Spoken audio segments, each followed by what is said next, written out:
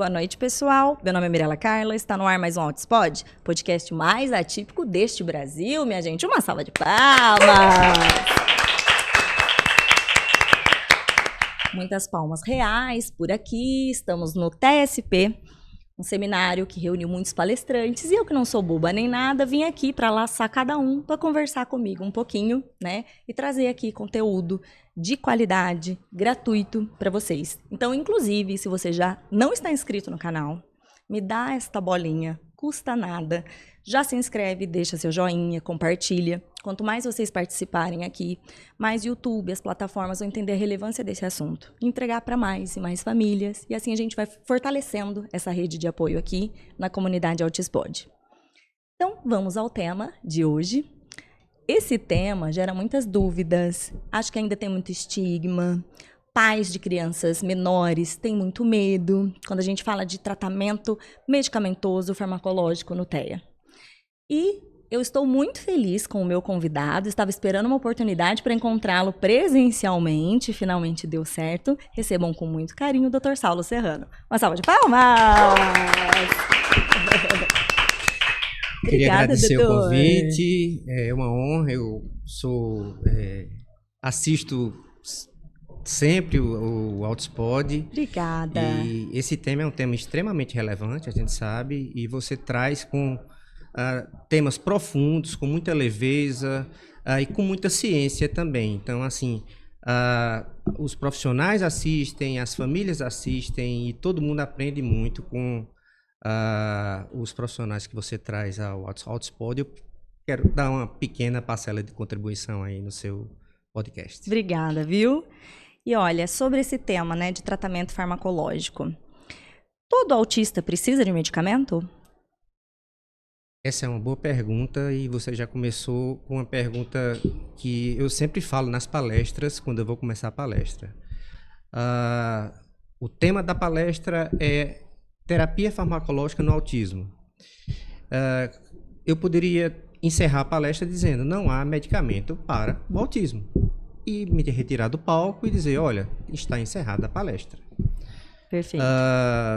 Não existe uma medicação para os sintomas centrais do autismo. E eu não sei nem se isso é uma coisa que deve ser esperada. Certo.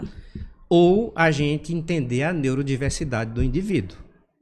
Então, isso é um tema bem profundo que a gente até pode abordar com mais propriedade mais para frente. Será que a gente tem que mesmo tratar o autismo?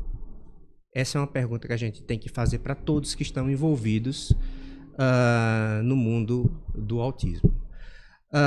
Por outro lado, 50% a 60% das crianças e das pessoas autistas, elas utilizam algum remédio. Então, a gente precisa falar de medicações, sim.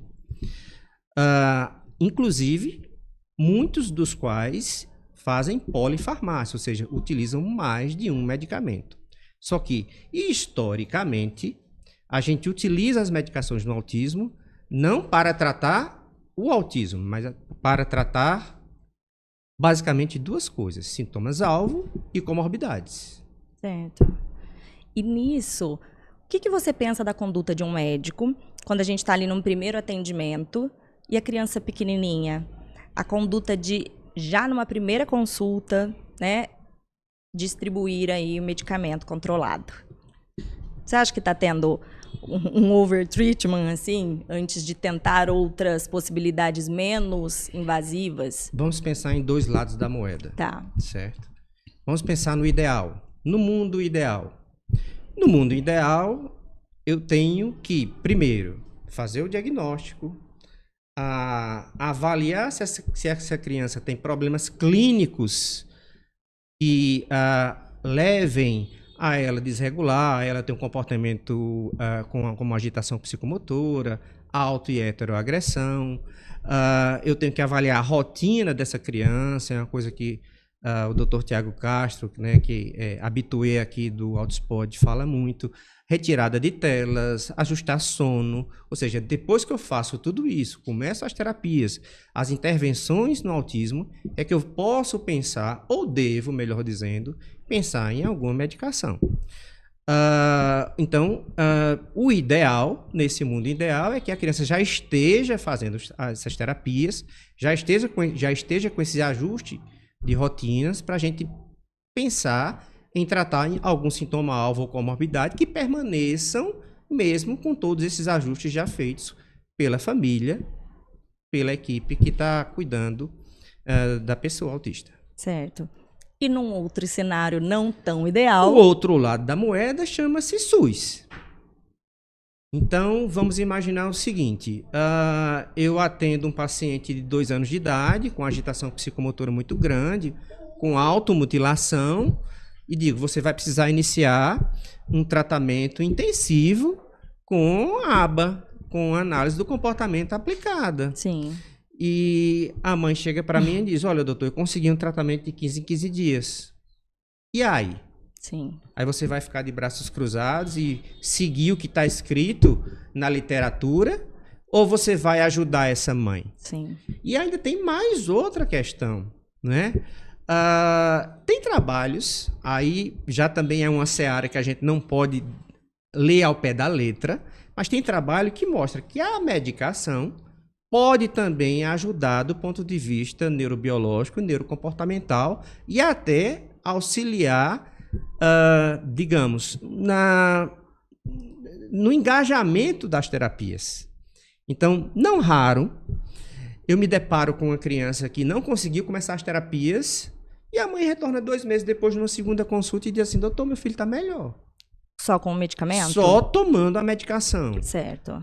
Então o doutor Saulo falou lá no Autospod, então se alguém pegar esse corte, eu tô frito. Uhum. O doutor Saulo falou no Autospod que o remédio melhora sozinho. Não, mas há trabalhos que mostram que o remédio pode melhorar. Que pode acontecer essa questão somente com neurobiológica, mexer e ele dá uma melhorada sim. Né? Quem fala muito isso também é o doutor Marcelo Masru. Ele fala bastante isso no curso que ele dá, nas palestras que ele dá. Então, tem os dois lados. O ideal é a gente fazer todo o trabalho com aquele tripé, casa, colégio, clínica, né? Todo mundo trabalhando conjuntamente e se o paciente ainda tiver problemas de comorbidades ou outros sintomas que precisem tratar, a gente inicia um tratamento. Mas também tem criança que a gente vai precisar, mesmo sem esses ajustes, iniciar alguma medicação, senão você vai deixar desamparada a família. Você precisa acolher essa mãe também. Sim. Você precisa entender, se colocar no lugar dela e dizer assim, olha, eu não consigo sair para o meu filho para uma reunião familiar, para uma reunião lá na igreja, para um casamento, uma pizzaria e etc. E ele está desregulando toda hora e eu não consegui iniciar os tratamentos. E aí? É um problema sério isso, né? Sim. Um problema, inclusive, social. Social. Né? Então, é um problema de saúde pública, né? Então, todas as crianças do Brasil não têm acesso ao tratamento. A esmagadora maioria não tem. A esmagadora, né? Ou por falta de dinheiro, ou mesmo os que têm dinheiro, então, por falta de profissionais, ou porque não tem, se tem convênio, não temos profissionais bons, suficientes e conveniados que possam atender toda a demanda. Então, assim, inúmeros problemas, né? Mas fato é que a esmagadora maioria não tem um tratamento nem perto do ideal. E tem, inclusive, outro lado, já puxando a brasa para outras coisas, deixando um pouquinho a medicação do lado, que a gente vai abordar bastante hoje, existe a coisa do achar que está tratando o autismo. Né? Então, eu faço isso muito, esse exercício, eu faço muito esse exercício na segunda consulta. Certo. Qual é o meu exercício da segunda consulta? Na primeira consulta eu faço o diagnóstico, emito o laudo, solicito as terapias, e é muito cruel achar que o médico que tem que definir sozinho essas horas, Sim. Né? Então, tem que ser a equipe, o avaliar. analista de comportamento, Perfeito. vai avaliar, vai elaborar um plano de intervenção comportamental desta pessoa, né? De acordo com as habilidades que precisam ser trabalhadas, e tudo bem. Mas tem paciente que na segunda consulta eu pergunto, faço 2 perguntas. Seu filho está fazendo aba? A mãe diz, tá. Quem é o analista de comportamento dele? Aí a mãe fica, o pai fica, não sei. Então será que ele está fazendo aba? Aí depois eu faço uma terceira pergunta.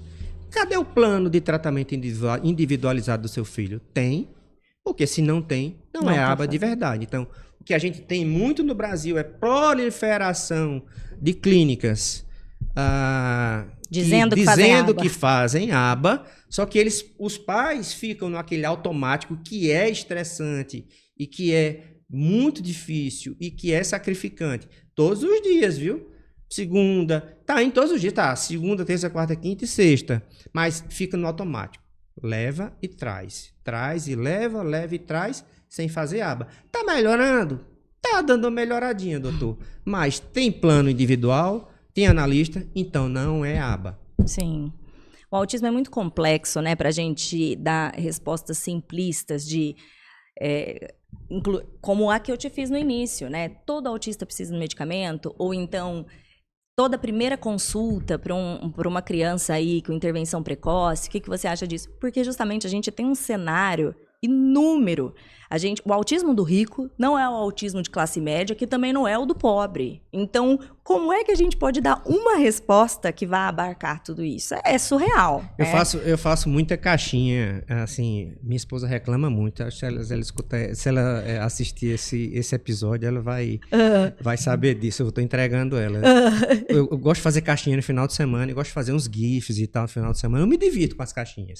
Eu acho que eu faço um trabalho legal e esclareço. Consegue Mas aproximar. Tem pergunta que me é feita, que eu respondo, que eu digo, olha, eu respondi, mas não está completa a resposta. E às vezes não dá para você resumir num story de lá, sim, ou num algo que você escreve, entendeu? Porque se a gente tem que usar bom senso na medicina, no autismo a gente tem que usar bom senso ao quadrado, porque cada pessoa é uma pessoa, o quadro é espectral, exato, né? Aquelas matizes de cinza, né? Claro e mais ou menos escuro, e cada pessoa é de um jeito, e o tratamento, esse plano vai sendo reavaliado a cada tempo, a cada momento, né? Então, para atualizar, né, assim, se reposicionar, né, dentro desse processo de intervenção. Por isso que é fascinante a gente acompanhar, né? Então, assim, a gente como médico, a gente tem a maior importância, digamos assim, na primeira consulta, faz o diagnóstico, a gente cai lá pro fim da fila. Pro fim da fila, verdade. Né? Já bati nisso umas 2 vezes. Não tem problema. Hoje tá mais pertinho aqui vai lá pro fim da fila. O símbolo do SWOT. Você fica... É carinho, vai. Aí eu digo, olha, agora eu vou acompanhar, né? Eu quero ver as devolutivas, quero avaliar os gráficos, vou acompanhar o desenvolvimento e vou ver se aparecem comorbidades que a gente precise atuar. Sim, né? sim. Aí é onde entra, eventualmente, alguma medicação ou não. Isso, né, de todos esses polos que a gente encontra no Brasil, né? Às vezes eu escuto falar assim, olha, o diagnóstico, né, tá banalizado, nós temos excessos e tudo mais. Eu acho que é verdade numa parte e totalmente surreal em outra, né? Eu falo, a gente, na classe média alta, a gente tem tido mais acesso, que consegue pagar um bom médico particular, né? E de repente chegar até isso. O pessoal da camada mais pobre e quem está no SUS não tem, fica anos e anos e anos, aquele autismo assim, que qualquer leigo vê que é autista e não tem um laudo para chamar de seu, né? Ali em Rio Preto, na minha cidade, muita gente a pé, precisando de um laudo para qualquer encaminhamento, nem mesmo para conseguir encaminhamento para a PAI de Rio Preto, que faz um trabalho excelente. E então, essa, infelizmente, é a realidade da grande maioria. São pessoas que não estão tendo acesso a médico, a diagnóstico, a avaliações, né? Mas, como nas redes, a gente encontra mais o pessoal de classe média maior dando esses depoimentos e com esses acessos.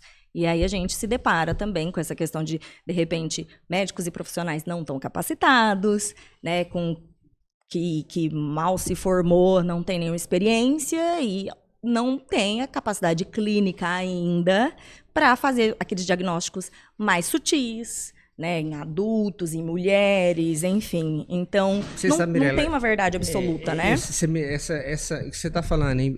Isso que você está falando me deu um insight muito Eu gosto de polêmica, tá? Vamos lá, que aqui a gente não tem medo de polêmica, não. Vamos lá, olha só.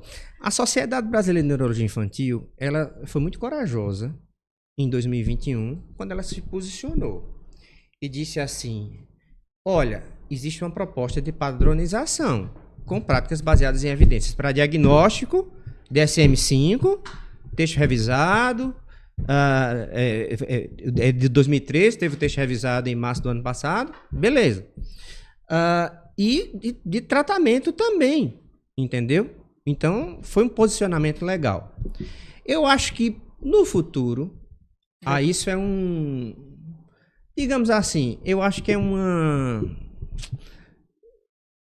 uma coisa que eu acho que deveria acontecer, mas é uma coisa que eu acho que deveria acontecer, muita gente acha que não deveria acontecer.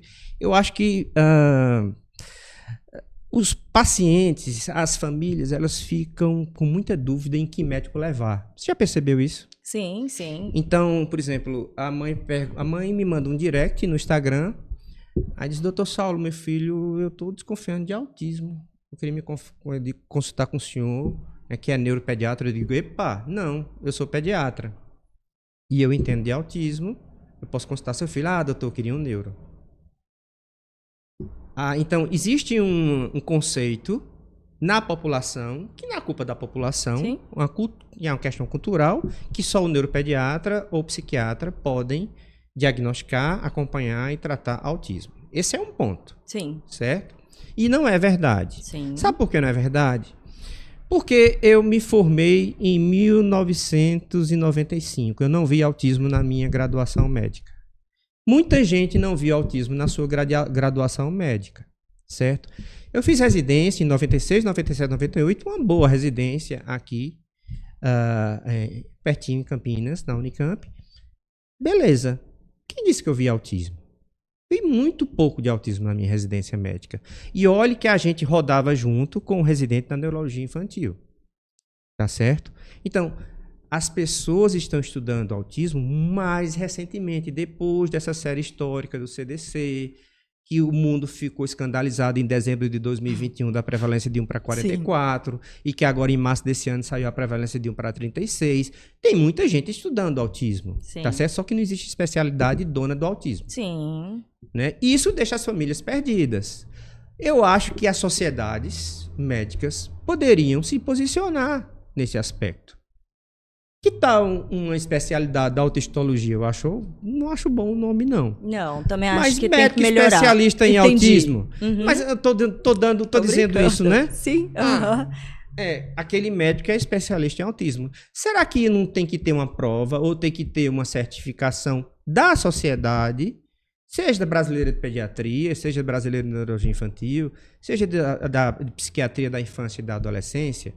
Porque senão vai virar... Como, por exemplo, a certificação em ABA, por exemplo, que não tem ainda, né? Não tem nenhum padrão. Pelo menos que eu saiba, eu não sou especialista nisso. Não, acredito que não tem uma regulamentação. Tenho muita vontade de me especializar e de entender mais, né? Eu estudo bastante, mas o que eu entendo é muito pouco, né?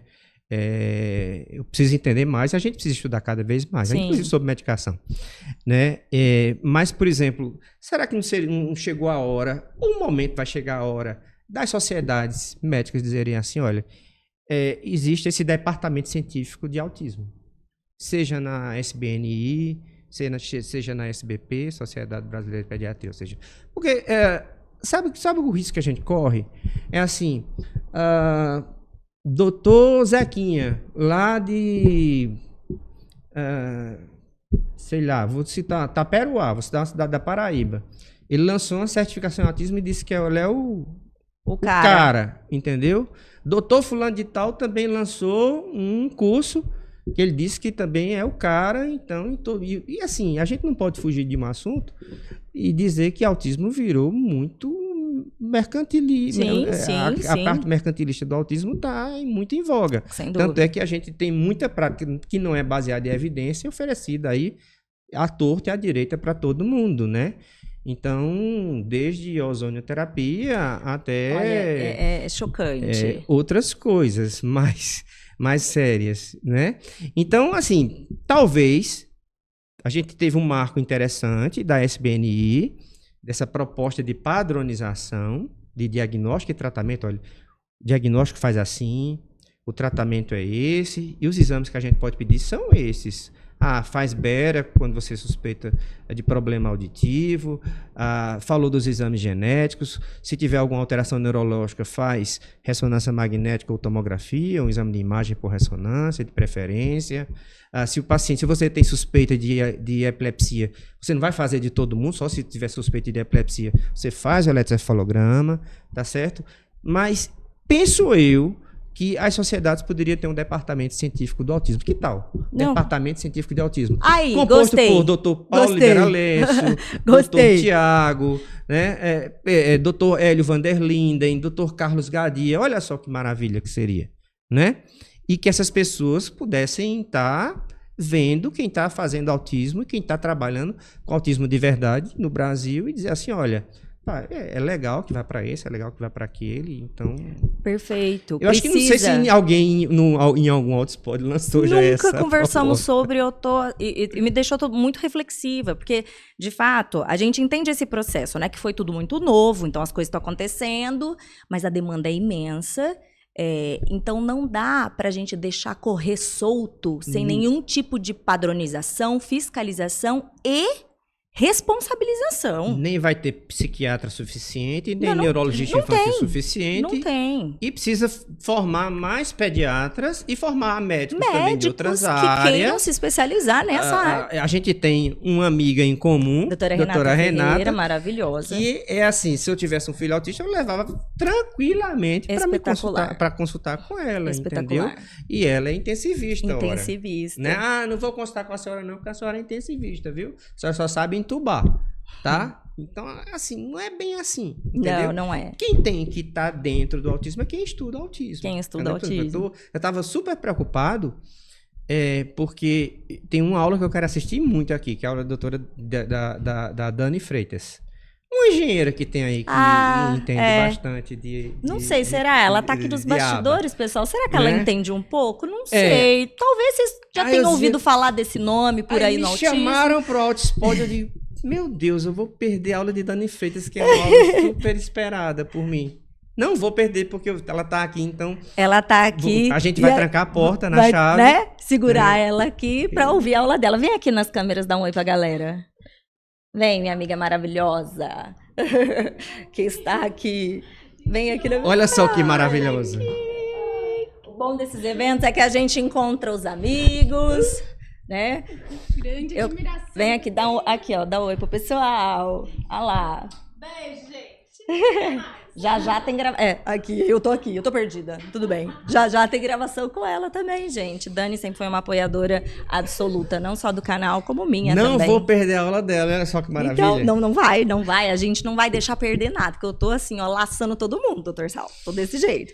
Mas achei fantástica a sua reflexão. Eu não sei se todo mundo vai achar, não, mas essa é a minha opinião. Esse dá um corte maravilhoso.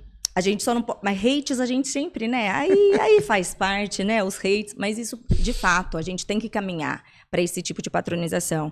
Me choca, vou ser sincera, me choca que clínicas médicas possam ter ao sala ao lado profissionais fazendo ozonioterapia, profissionais fazendo constelação familiar, profissionais fazendo transplante de fezes para autismo. Acho chocante, porque assim, se eu ainda vou numa clínica, sei lá, qualquer coisa, assim, uma clínica genérica que tem de um pouco tudo ali, ainda sei onde eu tô entrando. Mas acho que a grande maioria das pessoas, leigas inclusive, quando a gente vê que tem um médico ali atendendo também, isso endossa todos aqueles trabalhos prestados, né? É por isso que eu mudo muito de assunto. Eu também, não tem problema.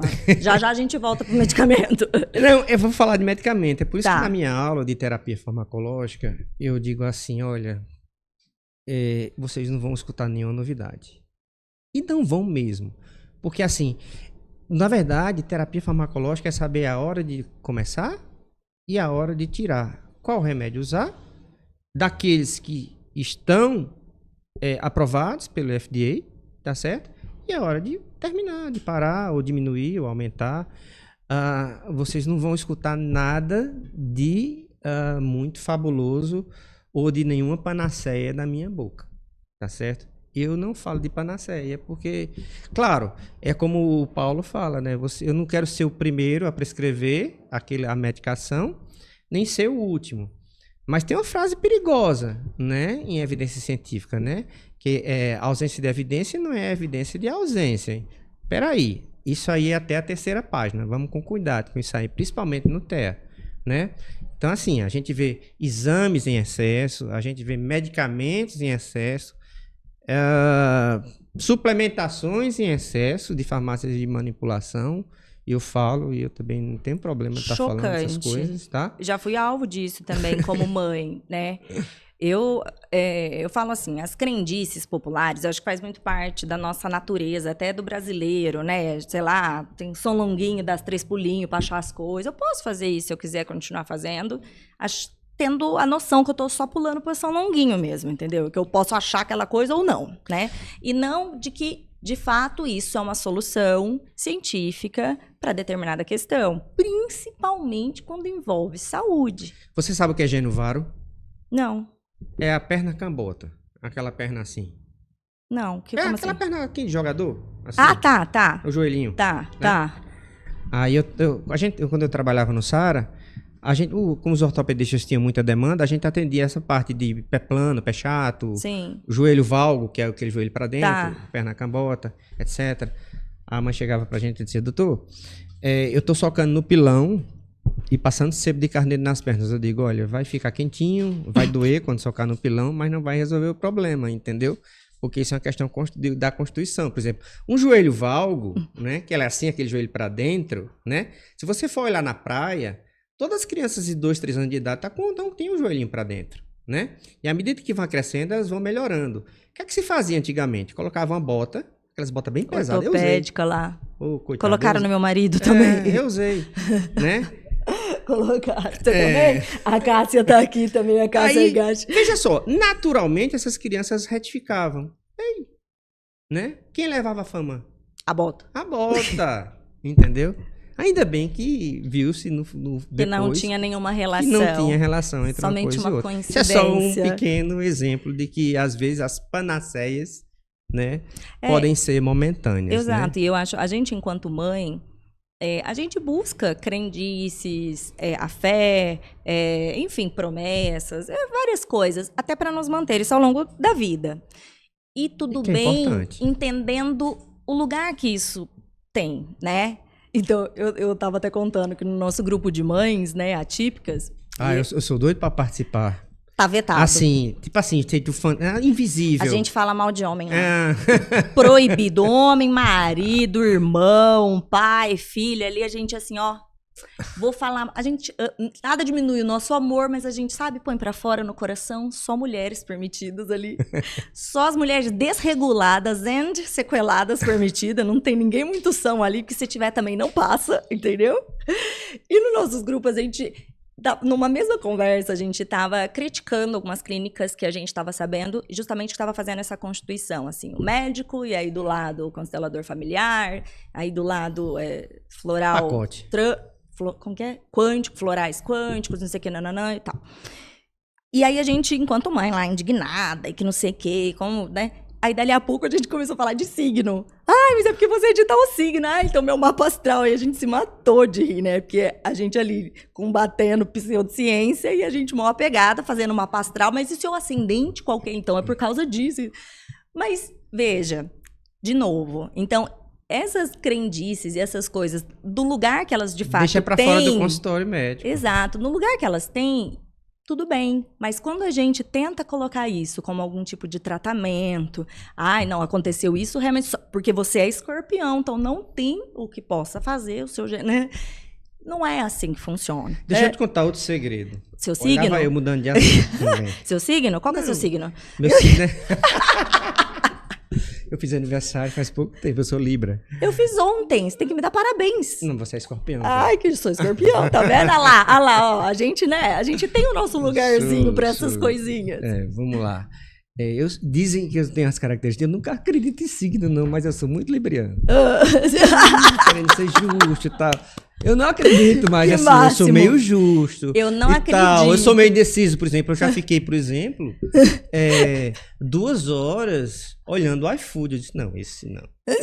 Não. Libriano. Carne, frango ou peixe, não. Não. Sanduíche, libriano. não. Pizza, sushi. Não vai dar certo, entendeu? Então eu tenho esse é Libra que é meio assim, indeciso, Dizem né? que é. Dizem que é. Tem, minhas amigas todas são assim, certeza que é por causa disso. Então elas não podem usar iFood. Eu não uso. Não pode, tem que deixar outro escolher. Chega domingo lá em casa e digo, vocês escolhem. Chama a pessoa de Geralmente é algo escorpião eu que não ela gosto. escolhe. É. Fala, daqui, vai logo, prático, é isso, é aquilo, então não decidiu, vou decidir por você, vamos embora. Eu como contrariado, mas eu como. Pronto, Mas tudo veja, bem. essas coisas, né, no lugar de brincadeira que temos e conversa, isso traz leveza e isso a gente nunca vai tirar do brasileiro em si mesmo como forma de viver. Então não adianta, por isso que as pseudociências acabam se enraigando tanto, porque a gente tem essas, né, é legal a gente acreditar em retóricas com um final feliz, isso quando você está angustiado, nossa, faz todo sentido, assim, você se apega, né? Mas a questão é que muitas pessoas estão se apropriando disso, né? E causando prejuízos severíssimos. Aí a pergunta que se faz, lá vai Saulo interrompendo Mirella. A pergunta que se faz é, se tivesse algo tão bom, seja que eu prescrevo, seja que aquele doutor prescreve, ou aquele outro, ou aquela terapia alternativa resolve, as clínicas estariam lotadas. Então, tá Né? aumentando a Tava prevalência. todo né, mundo ali, entendeu? É por esporte que vai, todos os dias, é divertido. É barato, É, tranquilinho. Aquela briga com Tá o plano desocupado? de saúde. Vai passar seu tempo a inchar de judicializou. cadeira de clínica? Também na ANS, tal, mas é por esporte, né? Não é, gente. Surreal, né? É Surreal. aba, entendeu? Para criança menor, é a análise do comportamento aplicado que a gente aprende todos os dias com quem tá aqui, Sim. né? E aí, de novo, essa questão da importância de ter uma regulamentação, uma fiscalização e responsabilização. Porque você, enquanto profissional, você tem um papel, né? Os leigos estão no deles ali também. A gente, enquanto família, a gente precisa estudar, se capacitar justamente para proteger o nosso filho, entender o que está acontecendo, participar ativamente daquele processo de intervenção, né? Mas a gente chega sem nenhum conhecimento sobre. E é aquele profissional que a gente buscou, né, da área que seja, que a gente deposita nele esse direcionamento. Isso é muito sério. Mexer com cérebros de pessoas, você vai mexer com a vida total daquela família, uma reestruturação familiar, financeira, de rotina, mudança de trabalho, alguns largam o emprego.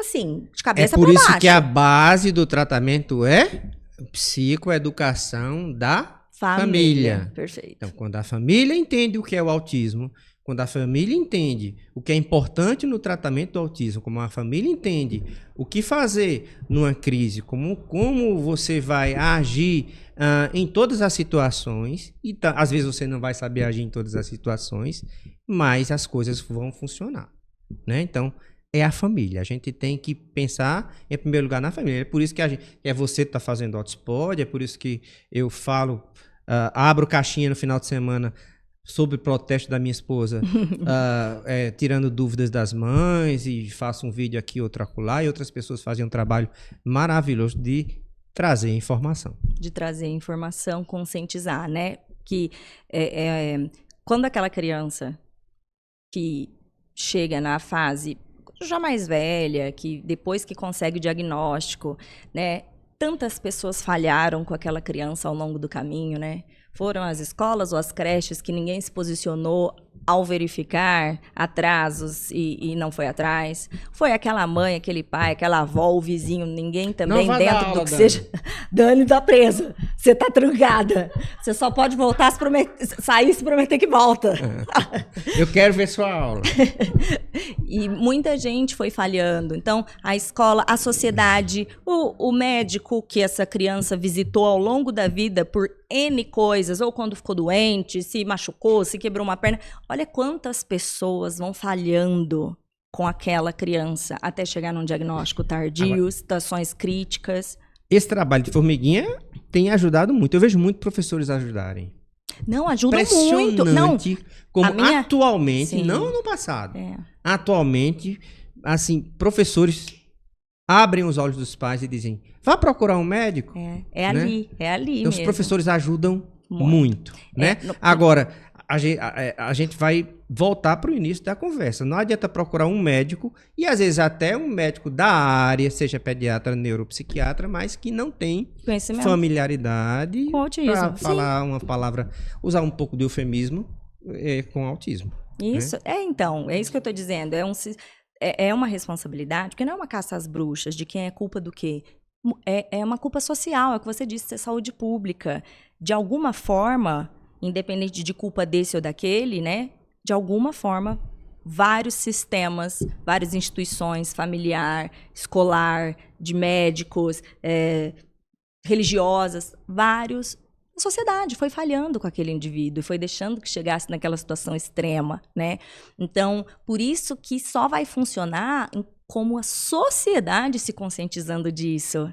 Porque um ajuda o outro, troca informações. Da escola também veio para mim a busca do diagnóstico do Arthur. Foi por conta daquela professora musa maravilhosa, tia Charlene, um beijo para você, que rapidamente, sem enrolar, sem demora, com toda a gentileza que ela tem, com toda suavidade, né? Mas não se acovardou, não empurrou, não ficou, espera mais um pouco, deixa eu ver. Mirela, vem cá. Estou identificando atrasos, né? E isso me colocou, essa firmeza dela me colocou em movimento, me tirou imediatamente da inércia, porque eu saí de lá com a conversa na escola com muita tristeza, muito medo, mas com a sensação de que eu preciso fazer algo para ontem. É agora que eu tenho que ir atrás, é agora que eu vou resolver isso. Eu tenho uma história muito feliz, que infelizmente não é a da maioria, mas a minha foi. Eu fui colecionando mais sortes na minha jornada com o meu filho, né? E justamente isso de entrar em ação. Então, rapidamente, eu consegui o diagnóstico. O Arthur era um autista. Ele é autista, né? Mas era clássico, né? Assim, ticava. Você nem precisava de um olhar muito apurado para ver que ele era autista. É que eu realmente não sabia nada sobre, né? E pegando esse gancho, eu vou falar uma coisa muito séria. Para qual câmera eu olho? Para aquelas. Vou falar uma coisa muito séria. A professora que alertou a Mirela, ela falou com toda delicadeza, mas você, que não é professor, você é tio, primo, padrinho, encontrou aquela mãe e você acha que o garoto tem autismo, fale, se meta na vida dele. Tem que falar. Entendeu? Tem que se meter mesmo. Tem que se meter. Entendeu? Olha, eu acho que seu filho pode ter alguma coisa, procure um médico. Diga só isso. Ele vai ficar com raiva de você hoje, mas mais na frente, se realmente o diagnóstico se confirmar e a criança depois começar a melhorar, ele vai lhe agradecer. Sem dúvida. Me perguntam muito isso. Eu acho que eu devo falar? Eu falo, deve. E deve ter com a tranquilidade de que você está fazendo o melhor pelaquela criança, independente da reação da família, da aceitação. Aí são outras etapas. De novo, é uma engrenagem que precisa acontecer, né? Mas alguém tem que dar aquela primeira girada para que o resto, né, continue de sequência. Então, bem isso. Se ficar bravo, se ficar chateado, se brigar, acho que o risco vale muito. Eu não falei que a gente ia falar pouco de remédio? Então, você tá vendo? Então agora vamos voltar. Mas eu tô aqui engatilhada ainda com o tema do medicamento, porque quando a gente estava dizendo desses vários autismos que a gente encontra no Brasil, de não só pela neurodivergência, mas pelas realidades familiares, de instrução, acesso a médico, acesso a tratamento e tudo mais. Eu percebo também que quando a gente fala de classe média alta, que vai ter um convênio, de repente, para conseguir a cobertura, ainda que parcial, pontual de algumas coisas, ou que consegue ir ao médico, e que chega ali com aquela criança pequena, mas sem autoagressão, sem heteroagressão, sem crises importantes, tem uma desregulação, com atrasos pontuais, né? Então, neste caso, aquela criança pititica, que tem sintomas clássicos, mas não tem ainda sintomas graves, né? Que justifique, de primeira, você já passar um medicamento. Né? Não. Até porque, por exemplo, imagine, por que uma criança de 2 anos de idade, na oral, ela vai se desregular? Geralmente são 3 coisas. A dificuldade de comunicar, imagina, ele tem dificuldade, que ele quer falar alguma coisa, está sentindo algo e não consegue dizer. Isso é muito frustrante. E às vezes a comunicação não verbal também não consegue ajudar. a rigidez comportamental, que pode estar presente desde o começo, né? E algum transtorno de processamento sensorial. Eu estou resumindo muito, né? Sim. A gente tá Sim, de forma podcast, geral, de forma... Mas essas 3 coisas podem se regular. E às vezes você, resolvendo essas 3 questões, você não vai precisar medicar o indivíduo. Sim. Quando eu fui buscar o diagnóstico do Arthur, eu marquei 3 médicos lá, 3 neuros em Rio Preto que tinham, e de novo isso. Eu não sabia de fato a quem procurar, eu não sabia nem qual especialidade, eu era tão leiga. Eu nunca nem tinha parado para pensar, por exemplo, em psiquiatra infantil. Assim, eu realmente, tipo, eu procuro quem? Porque eu só tinha a sensação que ali, no meu contexto, eu não tinha o pediatra que pudesse me orientar. Porque passei todos os meses, os atrasos ali, e não foram identificados esses marcos de desenvolvimento. Quem me alertou foi a professora, com o Arthur com 1 aninho e 10 meses, ali na primeira semana de aula. Tipo, em 1 mês a gente já estava em reunião, né? Eu não sabia mesmo. Fono, não sabia. Eu já pensava, pra mim era até mais simplista assim, atraso de fala, fono, né? Sim. E acontece ainda muito isso hoje, né? Isso. Não vai no médico, Isso, e vai não no fono. fecha diagnóstico. Ah, faz fono, doutor. Faz 2 anos que faz fono. Mas faz o quê? Transtorno de desenvolvimento de linguagem? Apraxia de fala infantil, senhora? É o quê? Não, faz 2 anos que faz fono. Não sei o que é, não, mas tá fazendo. Complicadíssimo. A não ser que tenha a sorte de buscar uma fono, especialista em aba, especialista em autismo, que inicie a intervenção, encaminhe para um médico competente, para que faça o laudo, que faça tudo e comecem as intervenções, né? Então, se for por este caminho, mas por si só, né, é complicado. E aí, eu marquei, não era nem porque eu tinha dúvida ou eu não pensava, na verdade, em autismo. Eu sabia que tinha atraso, mas não fazia ideia de que nome que aquilo seria, mas estava claro que tinha alguma coisa. E aí, a primeira médica já falou o diagnóstico, tudo, e falou o que tinha que fazer. Não orientou muito o que tinha que fazer de intervenção, não. Disse que, até que não é tão ruim. Ela usou essa frase. Não tá tão ruim. Falei, nossa, Tem meu uns Deus. traços. O que será que eu penso? Não, ela falou que parecia muito autismo, mas que nem tava tão ruim. Eu pensei, eu não sei o que será o autismo que não tá tão ruim. Eu que não tô tão ruim. Eu ainda não fui apresentado a essa classificação. Falei, nossa, tá bom. Aí o segundo médico que eu fui também já bateu o martelo ali com o autismo, né? E me passou medicamento. E ele foi muito seguro da forma como ele me atendeu. Me passou e ele falou, olha, seu filho, você vai atrás de terapia depois que você começar o medicamento, porque ele precisa de medicamento, o medicamento vai adubar o cérebro dele, preparar este solo para os aprendizados. Do jeito que ele tá, ele não vai aprender nada. E tudo bem, eu não tive não vou medicar. Falei, não, eu vou fazer o que tiver que ser feito, eu quero entender o que precisa ser feito. Eu não tinha essas questões, não, assim, sabe? Era mais de confiar. Eu saí bem convencida, mas eu ainda tinha o terceiro, né? E aí eu fui, e aí falou, olha, autista, não tem que ter medicamento, vai atrás de tratamento. Falei, bom, de 3, 2 falaram que não, vou no não. Aí eu cheguei na equipe de aba que me atendeu e que foi meu alicerce. Eles foram... eu não tive acompanhamento médico pro Arthur, até eu ter o Autispod, e aí por conta do Autispod, que eu tendo os contatos, que eu consegui finalmente um médico competente para olhar pro meu filho, eu nunca tive. Então, toquei o barco sem médico. Quem foi o meu alicerce foi as meninas do ABA, que são muito competentes e tal. E aí eu falei, olha, levei, falaram que era para dar medicamento, você que falou que não era. Não, um absurdo dar medicamento, imagina. E hoje, olhando para trás, eu vejo assim, meu filho ele tinha todos os sinais muito clássicos. Mas desses atrasos, Sim. Não tinha autoagressão, heteragressão. Na época, nem distúrbio do sono tinha. Nada que justificasse eu sair de lá com uma receita medicamentosa para ele. Mais um segredo. Vai. E eu falo isso sempre nas minhas palestras. Eu digo assim, olha, eu já prescrevi muito mais remédio do que eu prescrevo hoje. E eu já prescrevi dose mais elevada do que eu prescrevo hoje. Claro, isso pode ter um viés. Qual é o principal viés? O principal viés é o meu público. Sim, tá. Certo? Porque assim, como eu só atendo autismo e TDAH, quem me procura para saber se o filho tem autismo ou TDAH. Então, Sim. eu vou geralmente pegar primeira infância. Se eu começo os tratamentos na primeira infância, né? Você sabe que provavelmente esse garoto, Um prognóstico. o prognóstico vai ser melhor, Sim. né?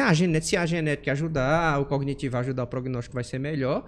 E esse garoto não vai precisar de medicamento, provavelmente, ou mais pra frente, na adolescência, por conta de habilidades sociais, precisa de algum remédio para ansiedade, etc. Mas assim, eu prescrevi há 10 anos, a gente está em 2023, há 10 anos, eu prescrevia bem mais remédio do que eu prescrevo e em doses mais elevadas do que eu prescrevo. Tem um viés do meu público, mas também tem o ABA, que Isso que eu ficou ia falar. mais Apurado. acessível, mais Isso. apurado, entendeu? Isso, sem dúvida. Então, assim, isso é muito lógico na minha cabeça. Eu não tenho um trabalho científico para dizer, né?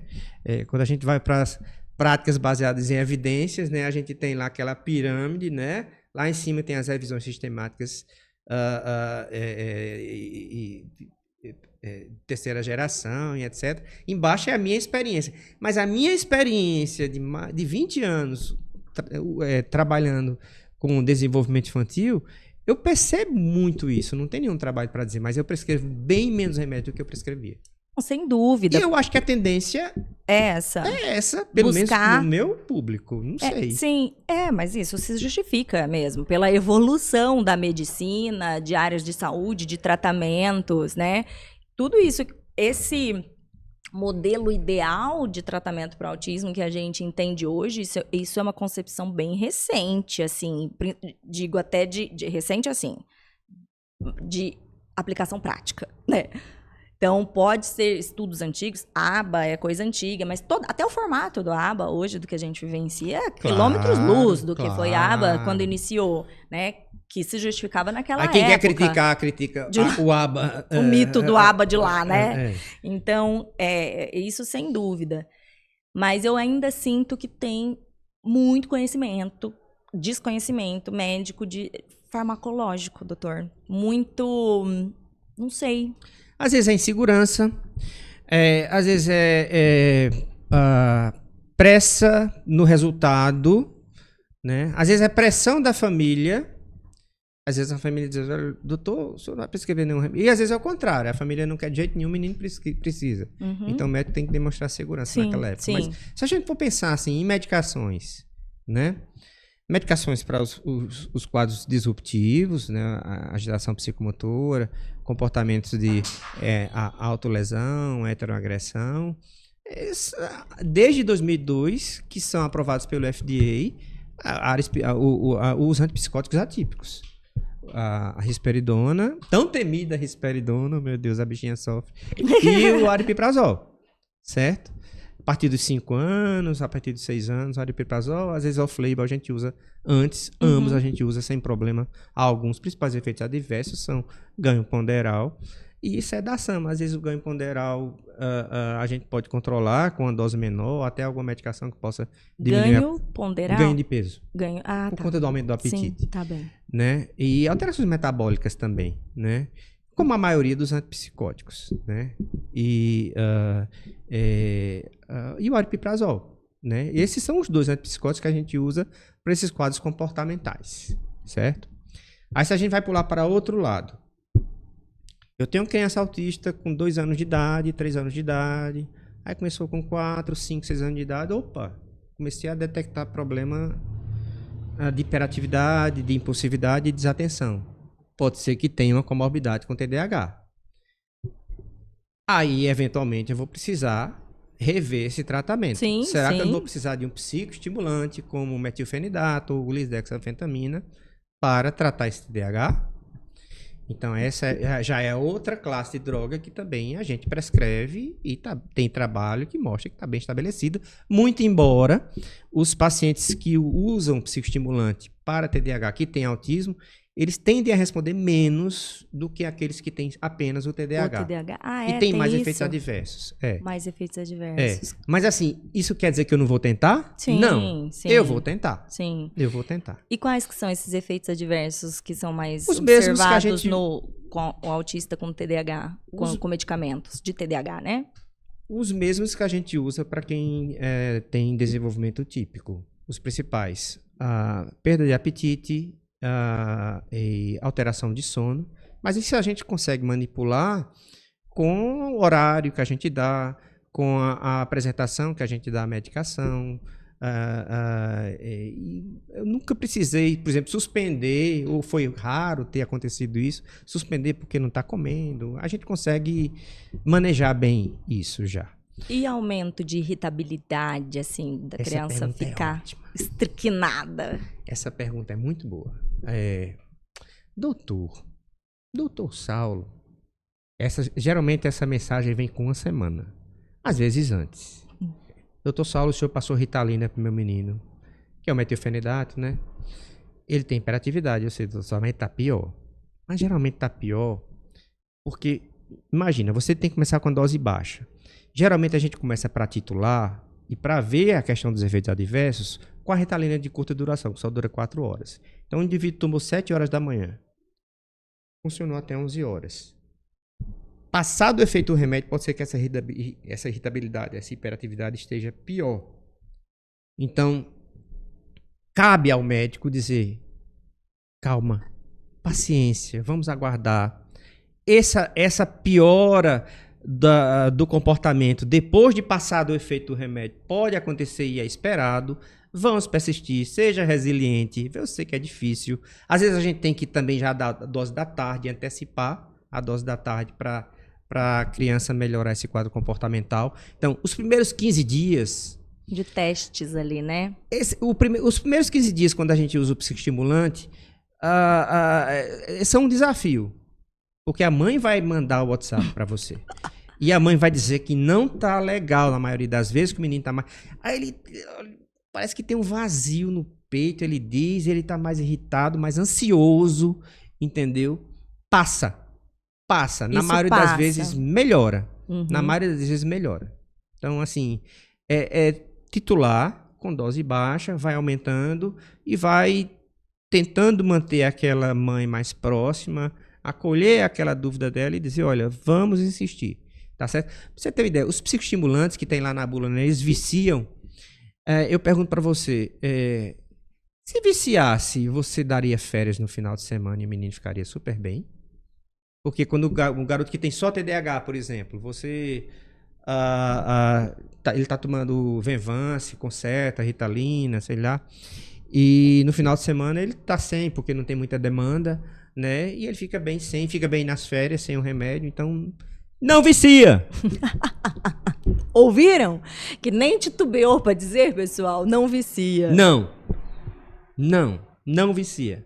Não é pra ter medo do psicoestimulante. Agora a bula assusta. Tá certo? E é normal que fique assustado com a bula. Então ligue pra mim que eu lhe explico. E é comum precisar associar com algum tipo de ansiolítico ou alguma coisa para baixar um pouco? Ou não? É algo que o próprio ajuste do organismo? Perfeito. Então, imagina um garoto que tem TDAH. Tá. E ele tem 3 coisas: desatenção, hiperatividade e impulsividade. Essas demandas começaram a aparecer com o tempo. E ele começou a ficar ansioso. Mas ele começou a ficar ansioso por conta da desatenção, da hiperatividade e da impulsividade. Então, não raro, eu começo o tratamento com o psicoestimulante e ele vai melhorar dessa ansiedade, se eu fizer junto com as intervenções comportamentais. Tá. Então, não precisa estar fazendo essa salada toda de medicação, usar um inibidor da recaptação de serotonina, uma fluoxetina, uma sertralina. Você tratando o TDAH tende a melhorar o transtorno de ansiedade do indivíduo. Entendi. Isso eu vejo muito na prática. Na prática. Maravilha, doutor. O que mais de medicamentos? Os mais comuns nesse nosso quadro são esses, que são do autismo, aripiprazol e risperidona, e os associados de TDAH. Quais outras comorbidades que geralmente precisam também de interação medicamentosa?